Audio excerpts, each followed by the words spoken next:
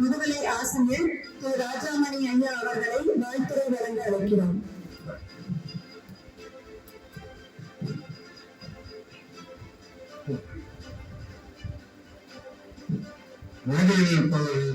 பார்க்கிற பொழுது என்னுடைய முதுமை மறந்து விட்டது, இளமை ஞாபகம். அதுவிட உங்களை பார்க்கின்ற பொழுது என்னுடைய வயது என்னன்னு சொன்னால் நான் தெரியாது நினைக்கிறேன். 84. இறந்தவர்களும் உங்களை நான் பார்க்கிற பொழுது 10 வயது குறைந்தவனாக நினைக்கின்றேன். அந்த உற்சாகத்தை நான் உங்களிடம் பெற்றிருக்கிறேன் என்று கல்வி அடைகின்றேன். உங்களுடைய அறக்கட்டளையானது நல்ல பெயரில் ஆதிரை அறக்கட்டளை துவங்கப்பட்டிருக்கிறது, நிதிக்கு அடைகிறேன். இந்த ஆண்டிலே சூழ்நிலை பல அறிவியல் சங்கங்கள் இருக்கின்றன. அதில் மூத்த சங்கம், முதல் சங்கம் சூரிய அறிவா சங்கம். அதனுடைய ட்ரஸ்ட் சேர்மனாக இந்த வருஷம் நான் இருக்கிறேன். அந்த அறக்கட்டளையில பல மாறுதல்களை நான் செய்ய உட்பட்டிருக்கிறேன். உங்களோடு இணைந்து ஏதாவது செய்ய முடியும் என்று சொன்னால் இணைந்து செய்வதற்கு தயாராக இருக்கிறேன். எங்களுடைய அறக்கட்டளையில நாங்க 2 வருஷத்துக்கு முன்னால வெக்கேஷனல் ட்ரைனிங் கொடுத்துட்டு இருந்தோம். ஒரு 20 ஆண்டுகளுக்கு முன்னால அரசு கொள்கைகள் கிடைப்பதிலிருந்து வாழ்வதனால, அரசுகள் வாழ்வதனால மானியத்தை பெற முடியவில்லை. அப்படி ஒரு சங்கடமான சூழ்நிலை உருவாக்கினது. இந்த ஆண்டு நாங்கள் கூடி வெக்கேஷனல் ட்ரைனிங் சென்டரை புதுப்பிக்கலாம் என்று கருதி அதற்கு முயன்று கொண்டிருக்கிறோம். அதற்கு நீங்கள் ஏதேனும் ஒரு வகையில் உதவலாம். நீங்கள் செய்ய வேண்டிய ஒரே உதவி, அதாவது படிப்பை நாங்கள் கருதவில்லை, வயதை கருதவில்லை. எந்த வயதிலும் எந்த கல்வியறிவு இருந்தாலும் நீங்கள் கற்றுக்கொள்ளலாம். முதல் கட்டமாக கணினி பாடத்தை அங்கே நடத்திருக்கிறோம். என்றால் கணினி நிலை என்று சொன்னால் உயிரில்லை என்பதுதான் இந்த காலகட்டத்தில் நாம் உணர வேண்டிய ஒரு செய்தி. அடுத்தது டைலரிங். வீட்டுல அவங்க ஹவுஸ் ஒய்ஃபா இருக்கிற போது நிறைய நேரம் இருக்கிறது. அந்த நேரம் எல்லாம் வீணாகி கொண்டிருக்கிறது. இந்த வீணான நேரத்தை சரியான முறையில் செலவு செய்ய வேண்டும் என்றால் டைலரிங் கேட்டுக்கொண்டால் அவர்களுக்குரிய உடையை கொடுக்காமல் மற்றவர்களுக்கும் உடைகளை ஒரு எளிய முறையிலே விற்பனை செய்யலாம். நீங்கள் கூடுதலாக உங்களுடைய சம்பாத்தியத்தை செய்து கொள்ளலாம். அதையே ஆரம்பிக்கலாம் இருக்கிறோம். எனவே இந்த அறக்கட்டளையை இவ்வாறு செய்ய இருக்கின்ற இந்த சூழ்நிலையில் உங்கள் அனைவருக்கும் அழைத்து விடுகிறேன். நீங்க செய்ய வேண்டியது ஒரே காரியம், கிராமங்களில அல்லது எங்கோ ஒரு மூலையில் இருக்கக்கூடிய வாழ்வுக்கு வழியேற்றவர்களை எல்லாம் அந்த மையத்துக்கு அனுப்புங்கள். நாங்கள் அவர்களை ஒரு 6 மாத பயிற்சி, 1 ஆண்டு பயிற்சி சிறந்த ஆக்க கணிப்பிட்டிருக்கோம். அந்த வாய்ப்பை நன்றிகளும் நீங்கள் எங்களுடைய தூதுவர்களாக இந்த செய்தியை எடுத்து கொண்டு எல்லோருடன் திரும்பல் நீங்கள் நினைவுகள் நன்றாக செய்வோம். இது எனக்கு அறக்கட்டளை என்று சொல்லுவது ஞாபகம் இருக்கிறது. இப்போது நான் என்னுடைய வயதை, அதாவது பல வேதனைகள், துக்கங்கள், முடியாமை, வேளாமை எனக்கு இருக்கிறது. ஆனால் இருந்தாலும் கூட அவைகளை வெல்வதற்கு ஒரே ஆயுதம் படித்துக் கொண்டே இருக்க வேண்டும். நான் என்னுடைய ஓய்வுக்கு பிறகு வழக்கறிஞராக தேர்ந்து எழுதி வெற்றி பெற்றேன். வழக்கறிஞராக தேர்வு பெற்ற பிறகு உடனே இந்த நீதிமன்றத்தில் வழக்காட முடியாது. அதற்காக அகில அளவில் ஒரு பரீட்சை இருக்கிறது. அந்த பரீட்சையும் நான் நன்றாக தேர்ந்தேன். இப்பொழுது சூழ்நிலை இருக்கக்கூடிய நீதிமன்றத்திலும் கோவில் நீதிமன்றத்திலும் வழக்காடி கொண்டிருக்கிறது. பேச முடியாது, அலுவலகம் இருந்தாலும் அந்த வழக்கறிஞர் தொழிலை செய்யக்கூடிய ஆற்றல் எனக்கு கேட்கிறார்.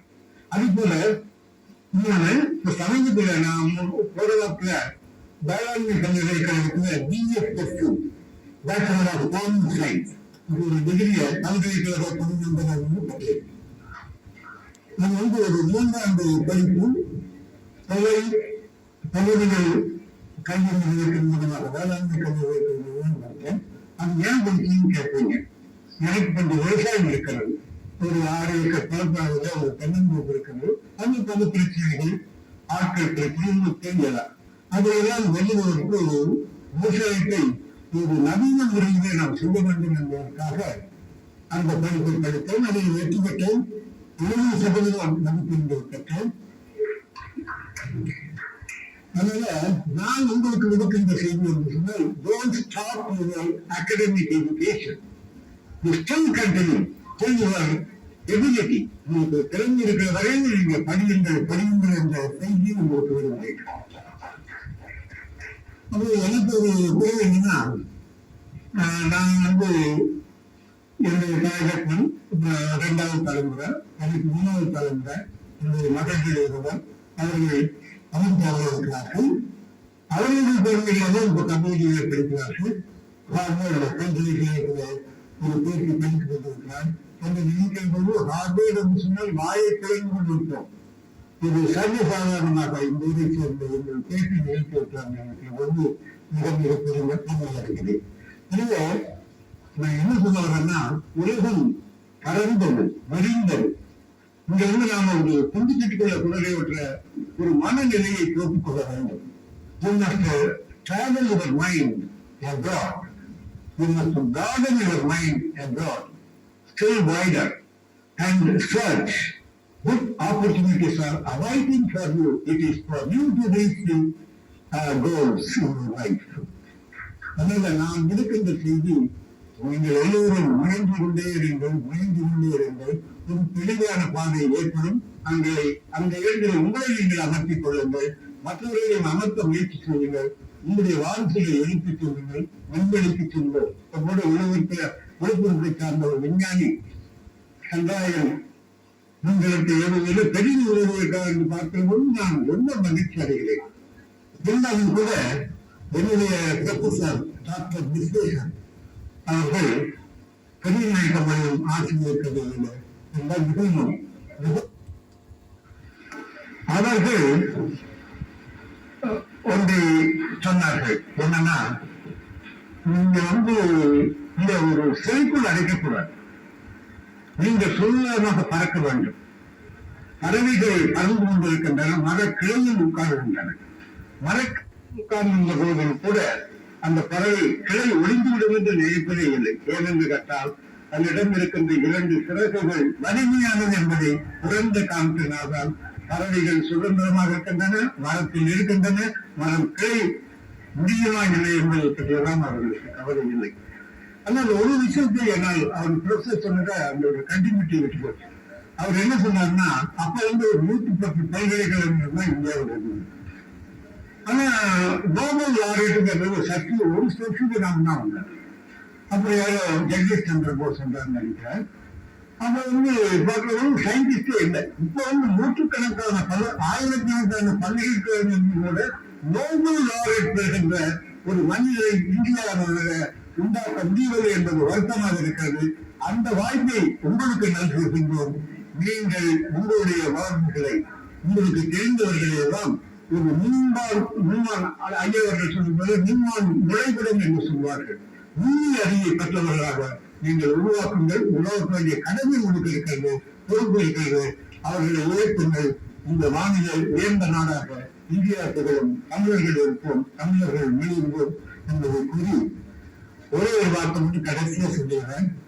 அதாவது ஒரு கவிஞன் ராபர்ட் ஃப்ராஸ்ட் என்ற ஆங்கில கவிஞன், அவன் கூறியிருந்தா எனக்கு ஞாபகம் வருது. ஏன்னா, I have promises to keep, and the end is dark, the world is dark. I must search, the world is dark, I must search, and my journey is continued forever in the Thomas Mann. உங்களுடைய பயணம் நிற்கவில்லை, தொடர்கிறது. என்னுடைய பயணம் நிற்கவில்லை, ஐயாவுடைய பயணம் நிற்கவில்லை, தொடர்ந்து கொண்டே இருக்கிறது.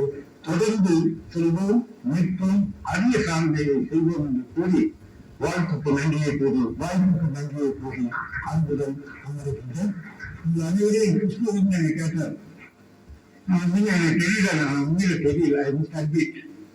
என்கிற உருவத்துல அவங்க எல்லாம் கொஞ்சம் கனமாயிட்டாங்க. இப்ப தெரிஞ்சது உங்களோட சம்பாசித்த ஞாபகங்கள் எல்லாம் நன்றா இருக்குது. எல்லோரும் எனக்குரிய முகங்கள் தெரிகிறது, பெயர்கள் சிறிய தான் தெரியல. ஒரு 2 முறை நாம சந்திச்சோம்னா அந்த பெயர்கள்லாம் கேட்க முடியும். So I need good permission from you. You are invited to me. You can talk to me over Facebook, over WhatsApp, but any other media. Let us meet. Your life is not being, you are together. இங்கே